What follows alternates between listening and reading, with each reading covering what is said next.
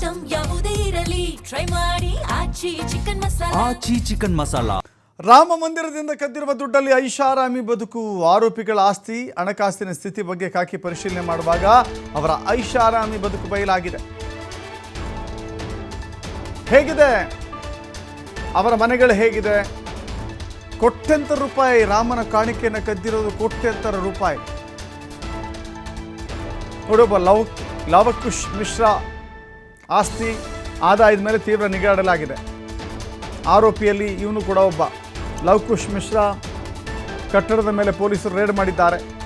ನಿರ್ಮಾಣ ಹಂತದ 2 ಅಂತಸ್ತಿನ ಕಟ್ಟಡದಲ್ಲಿ ಶೋಧ ಮಾಡಿದ್ದಾರೆ.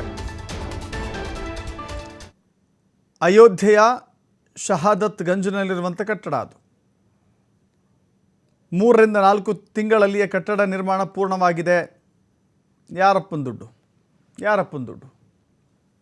3-4 ತಿಂಗಳಲ್ಲೇ ಕಟ್ಟಡ ಪೂರ್ಣವಾಗಿದೆ ಅಂತ ಹೇಳಿದ್ರೆ ಎಷ್ಟು ವೇಗವಾಗಿ ಕಾಮಗಾರಿ ಆಗಿದೆ ಅನ್ನೋದು ಅರ್ಥ ಆಗುತ್ತೆ.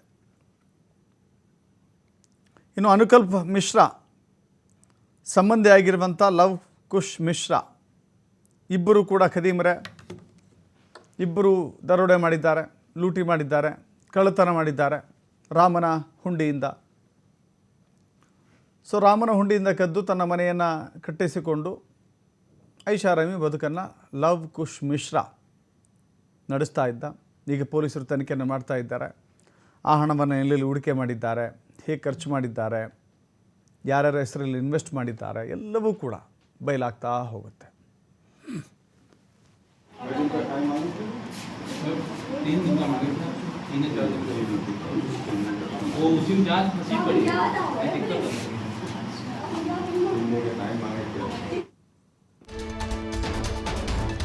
ಏಪ್ರಿಲ್ನಲ್ಲಿ ಅದ್ಧೂರಿ ಕಾರ್ಯಕ್ರಮ ಆಯೋಜನೆ ಮಾಡಿದ್ದ ಅನುಕಲ್ಪ್.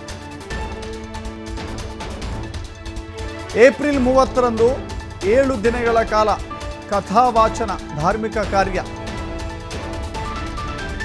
ಮಾಡೋದು ಹಲ್ಕ ಕೆಲಸ. ಹಲ್ಕ ಕೆಲಸದಿಂದ ಹಣವನ್ನು ಕಳ್ಳತನ ಮಾಡೋದು ಮತ್ತು ಇವರು ಧಾರ್ಮಿಕ ಕಥಾ ವಾಚನ ಕಾರ್ಯಕ್ರಮವನ್ನು ಆಯೋಜನೆ ಮಾಡೋದು, ಧಾರ್ಮಿಕ ಕಾರ್ಯಕ್ರಮಗಳನ್ನು ಆಯೋಜನೆ ಮಾಡೋದು. ಭೂತದ ಬಾಯಲ್ಲಿ ಭಗವದ್ಗೀತೆ ಅಂತ ಆಗಾಗ ರಾಜಕಾರಣಿಗಳು ಹೇಳ್ತಾ ಇರ್ತಾರೆ.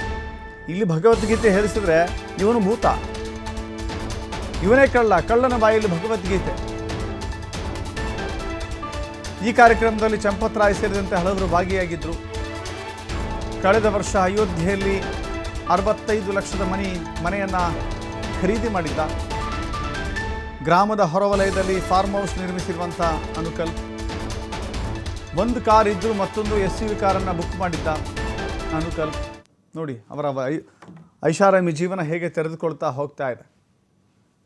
65 ಲಕ್ಷ ಮನೆಯ ಖರೀದಿ ಮಾಡಿದ್ದ. ಈಗ ಆಲ್ರೆಡಿ 1 ಕಾರ್ ಇದೆ, ಮತ್ತೊಂದು SUV ಪರ್ಚೇಸ್ ಮಾಡಿದ್ದಾನೆ.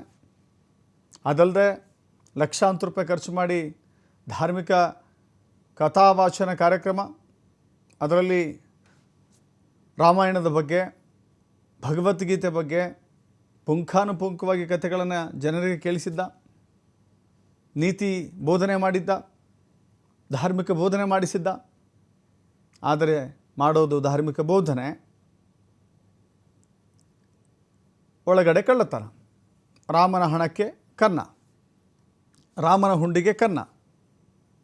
ಇಂಥ ವಿಚಿತ್ರ ರೀತಿಯ ವ್ಯಕ್ತಿಗಳು ಈ ದೇವಸ್ಥಾನದಲ್ಲಿದ್ದಾರೆ ಅಂತ ಹೇಳಿದ್ರೆ, ಇನ್ನು ಮುಂದೆ ಒಬ್ಬ ವ್ಯಕ್ತಿ ಕಾಣಿಕೆ ಹಾಕುವ ಸಂದರ್ಭದಲ್ಲಿ ಏನು ಯೋಚನೆ ಮಾಡ್ತಾನೆ?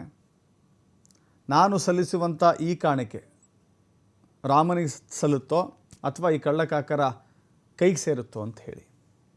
ಅಂಥದ್ದೊಂದು ಆಲೋಚನೆ ಪ್ರತಿಯೊಬ್ಬ ರಾಮನ ಭಕ್ತನ ಎದೆಯಲ್ಲಿ ಈಗ ಬರುವುದು ಸಹಜ. ಇಂಥವರಿಗೆ ಕಠಿಣ ಶಿಕ್ಷೆ ಆಗಬೇಕು. ಜೊತೆಗೆ ಆ ಹುಂಡಿಯ ರಕ್ಷಣೆಗೆ ಬೇರೆದೇ ರೀತಿಯ ನಿಯಮವನ್ನು ಕೂಡ ಇಲ್ಲಿ ಮಾಡಬೇಕಾಗಿದೆ. Hey.